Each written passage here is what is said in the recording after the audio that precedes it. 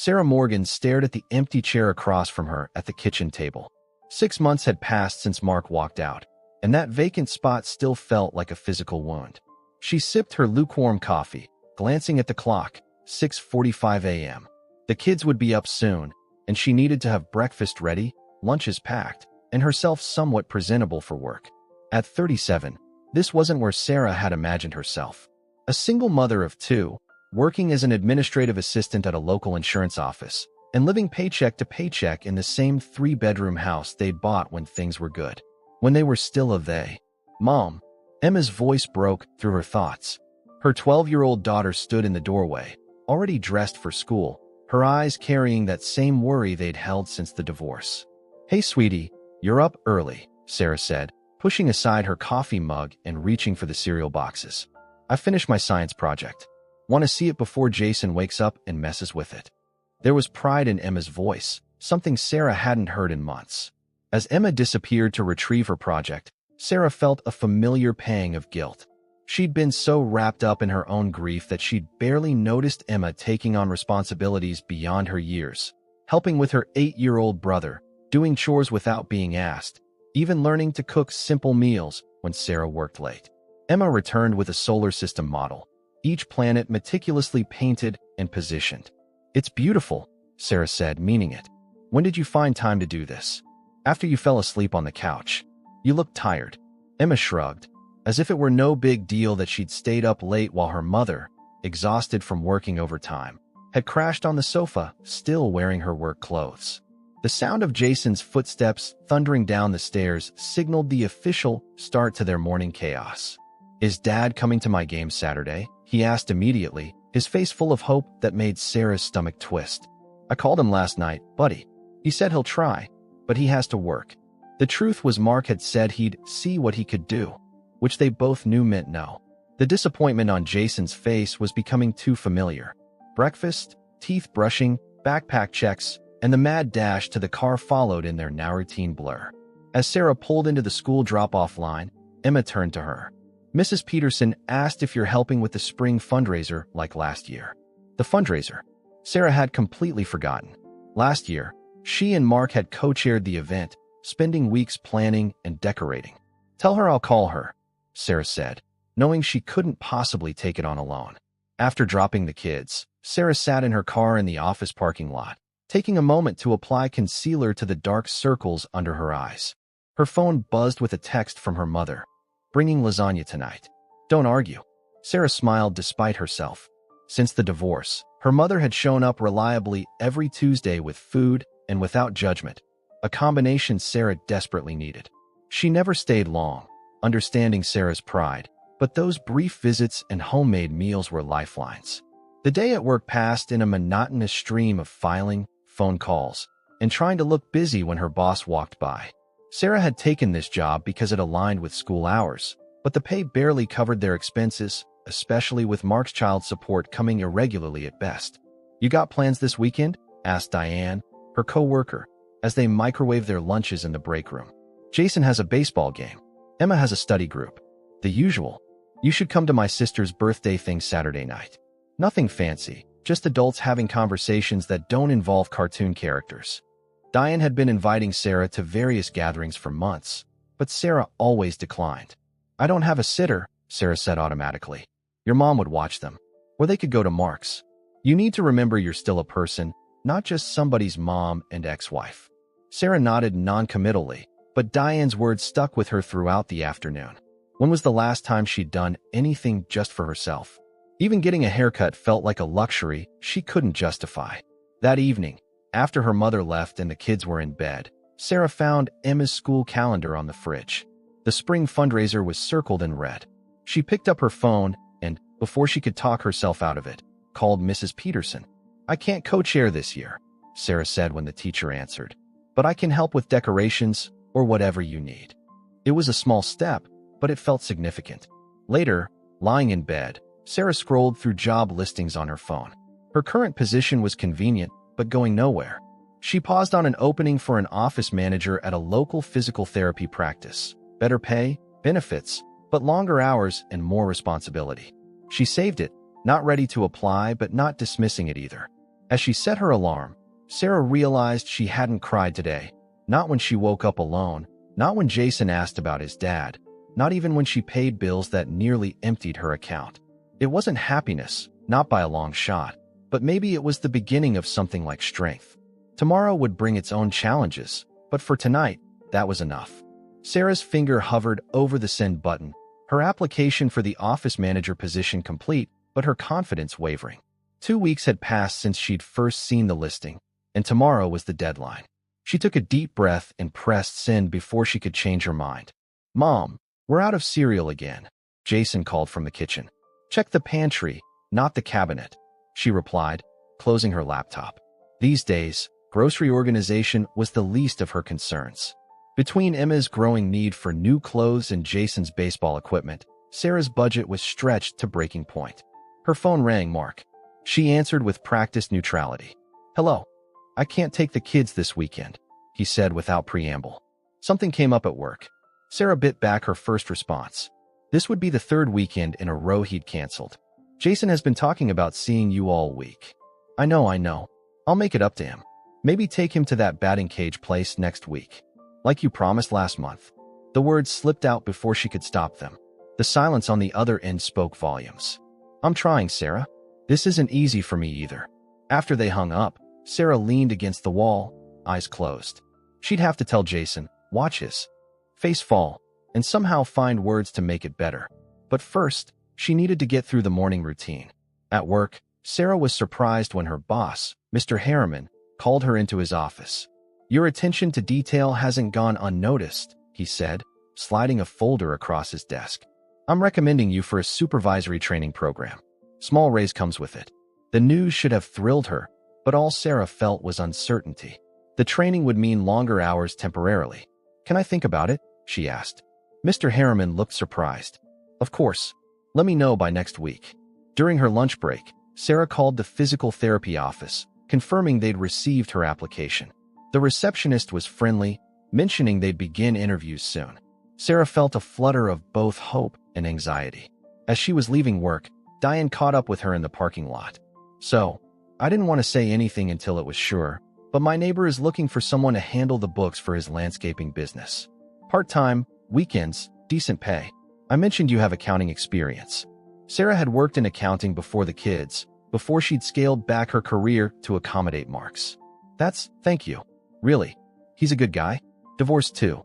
Knows about flexibility and kid stuff. Diane's casual tone didn't quite hide her matchmaking intentions.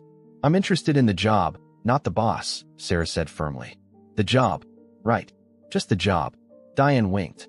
"Call him. No pressure." That night, after telling Jason about his father's cancellation and drying his tears, Sarah sat on the porch steps with a rare glass of wine.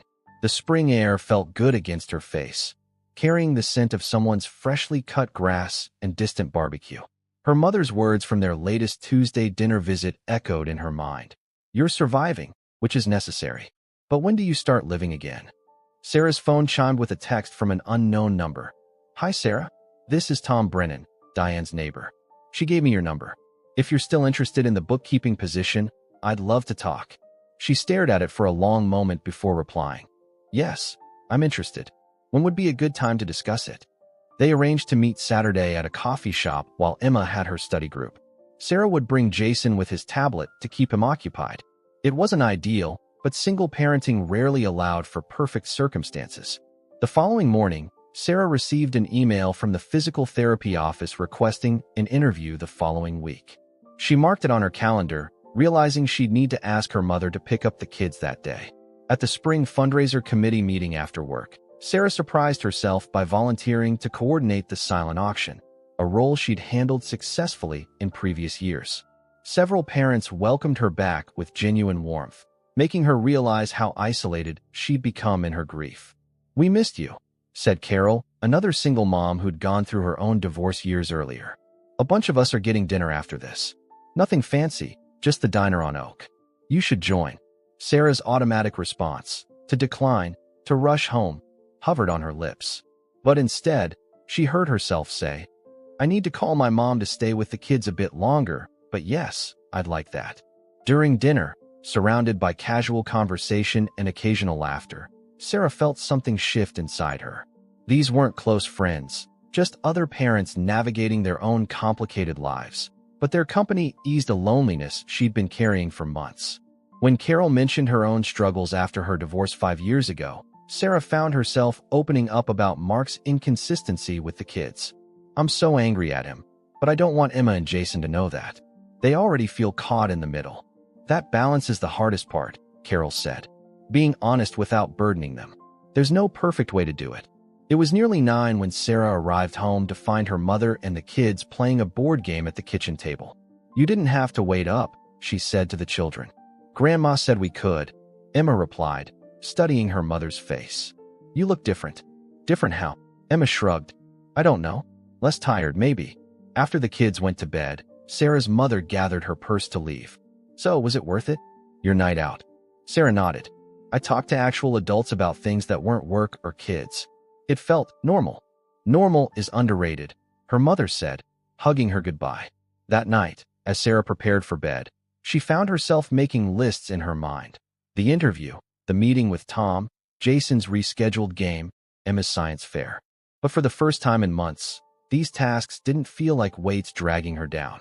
They were just parts of her life, a life that was slowly, almost imperceptibly, beginning to expand beyond mere survival. The coffee shop was busier than Sarah had expected for a Saturday morning. Jason fidgeted beside her, already bored despite the tablet and headphones she'd brought to keep him occupied. "Is this the man who might give you a job?" he asked, much too loudly. "Yes, and remember what we talked about? Mom needs to have a grown-up conversation, so you're going to play your games quietly." Jason sighed dramatically. "I know. You said it like 5 times. Sarah spotted a man approaching their table, looking slightly hesitant. He was tall with sandy brown hair and glasses, dressed in jeans and a button-down shirt. Not what she'd expected for the owner of a landscaping company. "Sarah?" he asked, extending his hand. "I'm Tom. Thanks for meeting me." "This is my son, Jason," Sarah said, placing a hand on Jason's shoulder. "My sitter fell through at the last minute." Tom smiled at Jason. "Hey there. I hear you're a baseball player." Jason looked up, suddenly interested. "How'd you know that?" "Your mom's friend Diane mentioned it. I used to play a little myself." "What position?" "Second base and sometimes pitcher," Jason said proudly. "But Mom says I need to practice my throwing more." Their conversation flowed easily after that. Tom explained his business had grown faster than expected, and he needed someone organized to handle invoicing, payroll, and taxes. "It's about 15 hours a week, but the schedule's flexible. Most of it can be done remotely," he said. "Diane mentioned you have accounting experience?" Sarah nodded, describing her previous role at an accounting firm before she'd scaled back her career. "I've kept my certifications current, even though I've been working admin jobs since then." "Why'd you switch?" Tom asked. Sarah hesitated, uncomfortable discussing her marriage with a stranger. "Family priorities changed," she said simply. Tom seemed to understand what she wasn't saying. "Well, your qualifications are exactly what I need. The pay is $35 an hour. Would that work for you?" The figure was more than Sarah had expected. Combined with her current job, it would ease the financial pressure significantly. "Yes, that would be fine." As they discussed details, Jason's patience inevitably wore thin. He began fidgeting again, then accidentally knocked over Sarah's water glass. "I'm sorry," he exclaimed as water spread across the table. "No big deal," Tom said calmly, grabbing napkins before the water could reach Sarah's phone. Instead of showing annoyance, he helped clean up, even making Jason laugh by creating a paper boat from one of the dry napkins. "Sorry about that," Sarah said when the mess was contained. "We should probably wrap this up." "Actually," Tom said, glancing at Jason, "I was thinking of grabbing lunch after this. They make great sandwiches here. Would you two like to join me?" "Totally optional, of course. No pressure." Sarah's instinct was to decline, to maintain professional boundaries. But Jason was looking at her hopefully, and she realized she wasn't ready to end the conversation. "That would be nice," she said. "But I need to pick up my daughter from her study group at 1. "Perfect timing then. It's just after 11. Over lunch, the conversation shifted from business to more personal topics. Tom had lived in town for 5 years after moving from Seattle. He coached Little League in the summer and mentioned he knew Jason's coach. "No kids of your own?" Sarah asked, then immediately regretted the personal question. "No," Tom said. "Almost though. I was engaged once, but it didn't work out. There was a story there, but he didn't elaborate. After lunch, they walked to Sarah's car. "I'll email you the paperwork tomorrow," Tom said. "You can start whenever works for you." "Thank you for lunch," Sarah said. "And for being so patient with Jason. He's a great kid. Smart too." Tom's smile was genuine. "I enjoyed talking with both of you." As Sarah drove to pick up Emma, Jason asked, "Is Tom going to be your boss now?" "For the weekend job, yes. He's nice. Not like Mr. Harriman. You always say he walks around like he swallowed a ruler." Sarah laughed. "I didn't realize you were listening when I said that." "I listen to lots of things," Jason said matter-of-factly. "Like when you were laughing at lunch. You don't laugh like that very much anymore." His observation caught her off guard. Had she really changed so much that even her 8-year-old noticed? The following Wednesday, Sarah received a call from the physical therapy office offering her the position of office manager. The salary was better than her current job, but still less than she'd make combining her current position with Tom's weekend work. And the hours were less flexible. That evening, she sat at the kitchen table with a notepad, listing pros and cons of each option. Emma found her there, still deliberating. "What are you doing?" Emma asked, getting juice from the refrigerator. "Trying to decide between jobs." Sarah explained the situations. Emma considered this with the seriousness of a 12-year-old. "Which one would make you happier?" "That's part of what I'm trying to figure out."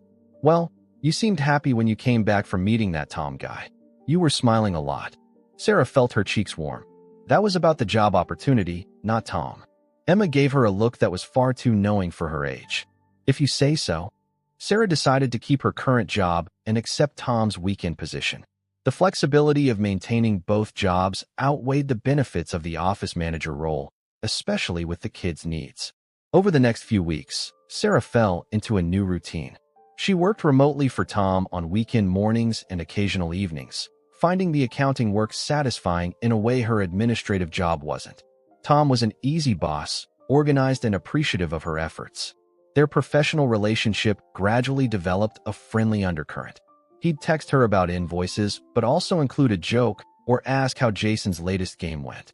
When Sarah mentioned Emma's science fair, Tom showed up unexpectedly to see her daughter's project, bringing both kids ice cream afterward. "You didn't have to do that," Sarah said when he dropped them off at home. "I wanted to." Emma's bacteria growth experiment was genuinely interesting. He hesitated. "I hope it wasn't overstepping." "No, it was thoughtful. The kids loved it." As Tom was leaving, he turned back. "Some friends and I have tickets to the community theater Saturday night. One person canceled. Would you like to come?" "As friends, of course." Sarah felt a flutter of nervousness. "I need to find a sitter." "Of course. Just let me know." After he left, Sarah called her mother, who agreed to watch the kids with suspicious enthusiasm. "It's about time," was all she said. That night, Sarah stood in front of her closet, realizing she hadn't been on anything resembling a date in over 15 years. The woman who had once known how to dress for such occasions felt like a stranger now. But as she tried on an old blue dress that still fit, Sarah caught a glimpse of herself in the mirror. Nervous, yes, but also ready to step forward into whatever came next. The community theater was smaller than Sarah remembered from her last visit years ago. Tom waited outside, chatting with another couple who he introduced as Dave and Mia. Sarah felt a moment of awkwardness. Was this a double date? But Tom's easy manner put her at ease. "I wasn't sure you'd come," he said quietly as they found their seats. "Neither was I," Sarah admitted. "This is all new territory for me." The play was a local production of a romantic comedy. Sarah found herself laughing genuinely, aware of Tom's presence beside her, the occasional brush of his arm against hers. During intermission, Mia pulled Sarah aside while the men went for drinks. "So how do you know Tom?" Mia asked. "I do bookkeeping for his business." "We're just friends," Sarah added quickly. Mia raised an eyebrow. "Right? Tom doesn't look at his just friends the way he looks at you." Sarah felt her cheeks warm. "It's complicated. I have kids, and I'm not sure I'm ready for anything." "No rush," Mia said. "But for what it's worth, Tom's one of the good ones." After what happened with Allison, he took his time too. Allison, his ex-fiancée. It was messy. Mia stopped as the men returned. "Ask him about it sometime." After the show, Tom suggested a walk. The spring night was mild, with a clear sky full of stars. They strolled through the downtown area, passing lit storefronts and the occasional late-night coffee shop. "I had a nice time," Sarah said. Thank you for inviting me. Thank you for coming. I've wanted to ask you out since that first coffee meeting. Tom's directness was refreshing, but I wasn't sure if it was appropriate, since technically I'm your employer. Sarah smiled. It's hardly a traditional employer-employee relationship. I work remotely, and you've met my kids more than your actual office. True. Tom paused. Mia said something to you during intermission. You looked serious afterward. Sarah hesitated. She mentioned someone named Allison. Tom's expression shifted slightly. My ex-fiancé. He was quiet for a moment. We were together for 3 years. The wedding was planned, everything ready. Then I found out she'd been seeing someone else for months. A close friend of mine, actually. I'm sorry.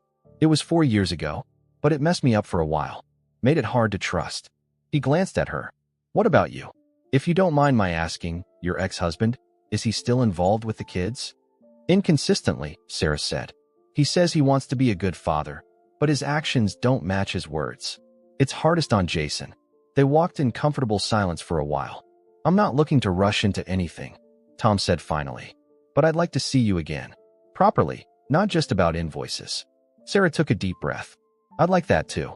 When Tom dropped her off at home, he didn't try to kiss her, just squeezed her hand and waited until she was safely inside.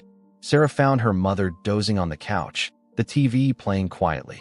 You're back early, her mother said, checking her watch. It's barely 11. The play ended at 10, Sarah said, slipping off her shoes. How were the kids? Fine. Emma helped Jason with his spelling homework. They were both asleep by 9. Her mother studied her face. So, how was it? Nice. Really nice. Sarah sat beside her mother. But I'm nervous. It's been so long, and there's the kids to consider. What if they get attached, and it doesn't work out? That's always a risk, her mother said gently. But you can't protect them from every possible hurt. And they might surprise you with how resilient they are. Over the next few weeks, Sarah and Tom began dating cautiously. Coffee after Jason's baseball games, lunch while the kids were at school, movie nights at Sarah's house after the children were in bed. They established boundaries. Tom was friendly with Emma and Jason, but careful not to overstep or try replacing their father. One Saturday morning, Tom invited all of them to a local farmer's market. As they wandered through stalls of fresh produce and baked goods, Sarah watched Tom teaching Jason how to pick out ripe tomatoes and Emma chatting with him about a book they'd both read. Are you and Tom boyfriend and girlfriend? Jason asked bluntly on the drive home, making Emma roll her eyes. We're friends who enjoy spending time together, Sarah answered carefully. But you like him, right? Like him. Jason pressed. Yes, I like him, Sarah admitted. How would you feel about that? Jason considered the question. He's cool. He actually plays catch with me, not like Dad who just says he will. Emma was more cautious. As long as he doesn't try to act like he's our dad. We already have one, even if he's not around much. That's fair, Sarah said. And he understands that. As their relationship developed, Sarah found herself relaxing into a new rhythm. Mark's inconsistency remained a source of pain for the children, but Tom's steady presence provided a different kind of male role model. He never criticized Mark in front of the kids, even when Jason tearfully reported another canceled visit. One evening, after helping Emma with a particularly challenging math assignment, Tom joined Sarah in the kitchen while she prepared dinner. You're good with her, Sarah said. She doesn't let many people help her with schoolwork. She reminds me of my sister at that age. Brilliant, but overthinks everything. Tom leaned against the counter. Listen, I know we're taking things slow, and I respect that. But I wanted you to know I'm serious about us. About all 3 of you. Sarah put down the knife she was using to chop vegetables. It's only been 2 months. I know. I'm not proposing or anything, Tom said with a smile. Just telling you where I stand. No pressure. That night, after Tom left and the kids were asleep, Sarah called Diane. How did you know when you were ready to date after your divorce? She asked. I didn't, Diane admitted. I just jumped in and made a lot of mistakes. But Tom isn't a mistake, Sarah. Anyone can see that. What if it doesn't work out? The kids are already getting attached. What if it does work out? What if there's something really good waiting for all of you? The next weekend, Mark actually showed up for his scheduled visit, taking the kids for the day. Sarah used the unexpected free time to catch up on laundry and bills. When her phone rang, she was surprised to see Mark's number. Is everything okay? She asked immediately. Fine. Look, I'm at the mall with the kids, and Emma needs new shoes for school. What size does she wear now? The question hit Sarah like a physical blow. You don't know your daughter's shoe size? Don't start, Sarah. Just tell me the size. After she hung up, Sarah sat at the kitchen table, angry tears threatening. She texted Tom, canceling their plans for that evening, needing time alone to process her feelings. His response was immediate. No problem. Here if you need anything. Those 5 words, so simple yet so supportive, made Sarah realize something important. The contrast between Mark's disconnection from his children's basic needs and Tom's consistent thoughtfulness wasn't just about 2 different men. It was about recognizing her own worth and her children's, enough to expect better. The call came on a Tuesday afternoon, just as Sarah was finishing work. Emma's number flashed on her screen. Mom. Emma's voice was tight with tears. Can you come get me? I don't feel good. Sarah found her daughter sitting alone outside the school nurse's office, arms wrapped around herself, eyes red and puffy. What happened? Sarah asked, kneeling beside her. Abby had a mother-daughter lunch today. She didn't tell me until everyone was talking about it. Emma's voice cracked. I'm the only one who didn't go. Sarah felt her heart sink. Abby had been Emma's best friend since 3rd grade. The mother-daughter lunch was an annual tradition Sarah had attended faithfully until this year, when no invitation came. Did Abby say why she didn't invite us? Emma looked down. Her mom said they could only invite a few people this time. But Madison was there, and Kylie, and even Zoe, who Abby doesn't even like that much. In the car, Emma stared out the window. Madison told me her mom said you're a bad influence now because you're dating so soon after the divorce. Sarah gripped the steering wheel tighter. That's not true, Emma. I know. Emma's voice was small. But Madison said other stuff too. About how Dad left because you couldn't keep him happy. The unfairness of it hit Sarah like a physical blow. She'd been careful to never speak ill of Mark to the children, had shouldered the blame for his absences, had rearranged her entire life to minimize the impact of his choices, and now she was being judged by women who knew nothing of her struggles. People say hurtful things when they don't understand, Sarah managed. But none of that is true. That evening, after the kids were asleep, Sarah called Tom. She'd been avoiding him for days, canceling plans and responding to texts with brief, non-committal answers. The day's events had left her emotionally raw, questioning everything. I'm not sure I can do this, she said without preamble when he answered. Do what exactly? Tom's voice was calm. Any of it. Dating. Being a single mom. Dealing with other parents' judgment. Emma got hurt today because of me, because I'm dating you. That's not fair to either of us. Tom said quietly. You didn't cause those women to behave badly. But if I wasn't dating, then they'd find something else to judge. Sarah, this isn't about us. It's about them. Sarah sighed. Maybe. But it doesn't change the fact that Emma is caught in the middle. Have you asked Emma how she feels about us dating? Not directly. But after today, ask her, Tom said. Kids are more perceptive than we give them credit for. And for what it's worth, I think you're an amazing mother. Anyone who says otherwise doesn't know what they're talking about. The following Saturday, Mark was 3 hours late picking up the kids. When he finally arrived, he didn't apologize, just complained about traffic. Sarah bit her tongue, not wanting to argue in front of the children. They need to be back by 7, she reminded him. Jason has school tomorrow. Mark rolled his eyes. Relax. I know how to parent my own kids. As soon as they left, Sarah's phone buzzed with a text from Diane. Emergency work happy hour. No excuses. I'm picking you up in 20. At the bar, surrounded by coworkers, Sarah found herself relaxing slightly. The conversation flowed around her. Office gossip, weekend plans, dating stories. When talk turned to children, Sarah mentioned Emma's incident at school. That's ridiculous, said Carol, the other single mom. Abby's mother is notorious for that kind of thing. She excluded my daughter last year when I couldn't volunteer for the bake sale. How do you deal with it? Sarah asked. The judgment. Carol shrugged. Some days better than others. But I stopped caring what people like that think. My daughter knows I love her, and that's what matters. When Sarah checked her phone at 6:30, there were no messages from Mark. She texted him a reminder about the 7 o'clock return time. No response. By 8, with still no word, Sarah called repeatedly. Straight to voicemail. She called Mark's parents, his sister, even his new girlfriend. No one had seen him. Panic rising, Sarah called the police. They took her information but explained that since the children were with their father, it wasn't technically a missing persons situation, just a custody disagreement. By midnight, Sarah was frantic. Tom had come over, making calls to hospitals and staying calm when Sarah couldn't. Finally, at nearly 1 in the morning, Sarah's phone rang, an unknown number. "Is this Sarah Morgan?" a woman's voice asked. "Yes, who is this?" "This is Nurse Reynolds at Memorial Hospital. Your husband Mark Morgan was brought in a few hours ago. There was an accident." "My children," Sarah interrupted, her voice breaking. "Are my children with him?" "Yes, they're here. They're being examined, but they appear to be fine." At the hospital, Sarah found Emma and Jason in a pediatric exam room, both pale but uninjured. Jason ran to her immediately, burying his face against her. "Dad was looking at his phone," Emma said flatly.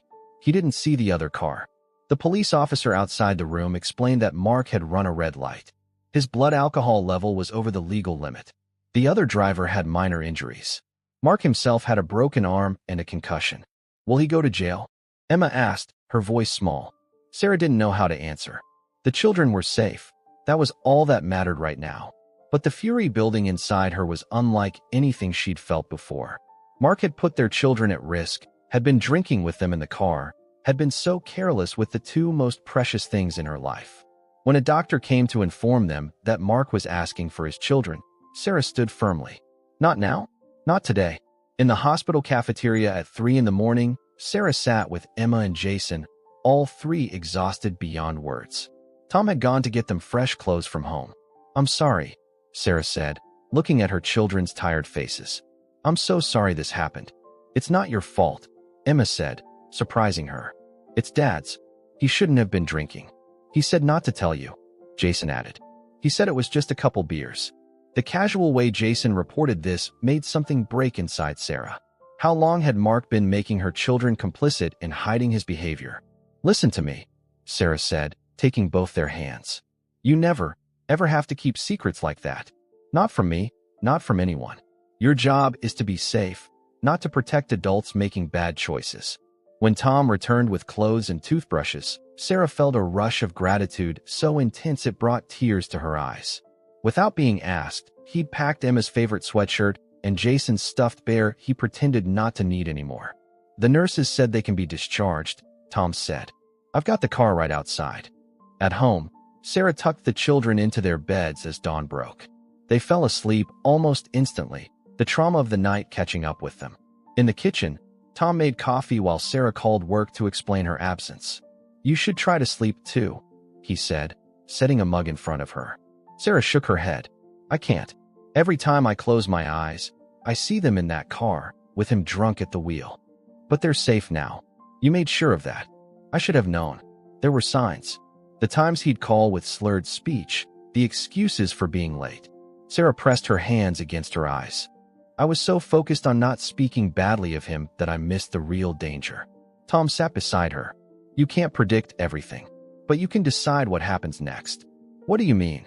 "I mean this changes things legally. You need to protect your kids, Sarah. That might mean going back to court." The thought of more legal battles, more conflict, made Sarah's stomach clench. But looking down the hallway toward her children's rooms, she knew Tom was right. Some lines couldn't be uncrossed. Some risks weren't worth taking, no matter how much she wanted to believe in second chances. The family court mediator's office felt stifling despite the air conditioning. Sarah sat across from Mark, avoiding eye contact while their lawyers exchanged documents. 3 weeks had passed since the accident, and today they were discussing modified custody arrangements. "My client has completed his alcohol assessment and enrolled in the recommended program," Mark's attorney stated. "He's taking this very seriously." Sarah's lawyer, Andrea, nodded curtly. "That's commendable, but our position remains unchanged. We're seeking supervised visitation until Mr. Morgan can demonstrate consistent sobriety and responsibility." Mark finally looked at Sarah, his expression a mixture of anger and pleading. "This is excessive and you know it. One mistake doesn't erase years of being their father." "Driving drunk with our children wasn't one mistake," Sarah said, keeping her voice steady. "It was a choice that could have killed them." The mediator intervened before the conversation could escalate. "Let's focus on what's best for the children moving forward. Ms. Morgan, what specifically would make you comfortable with unsupervised visits resuming?" Sarah had thought long and hard about this question. Completion of the alcohol treatment program, regular testing, and consistency, No more canceled visits or last-minute changes. The children need stability. By the end of the session, they had a temporary agreement. Mark would have supervised visits twice a month, with his parents present. After completing his program and maintaining sobriety for 3 months, they would reassess. In the parking lot, Mark caught up with Sarah. "You don't have to do this, you know. The kids need me." "They do need you," Sarah agreed. "But they need you sober and responsible. This isn't punishment, Mark. It's a chance to be better for them." Driving home, Sarah felt drained but resolute. The past weeks had been difficult. Emma had nightmares about the accident, and Jason had become clingy, afraid Sarah would disappear too. But they were also seeing a family therapist who specialized in children of divorce, which was helping all of them process their feelings. When Sarah pulled into her driveway, she was surprised to see her mother's car. Inside, she found Emma and Jason at the kitchen table with their grandmother, making cookies. "What's this?" Sarah asked, setting down her purse. "We're celebrating," her mother said simply. "Celebrating what?" Emma looked up from the dough she was rolling. "You standing up for us. Grandma said you were brave today." Sarah's eyes met her mother's, filled with unexpected tears. She hadn't realized how much she needed that acknowledgement, that fighting for boundaries wasn't being vindictive, but protective. Later, after the children were occupied with a movie, Sarah's mother poured them both tea. How did it really go? As well as could be expected. Mark wasn't happy. Of course not.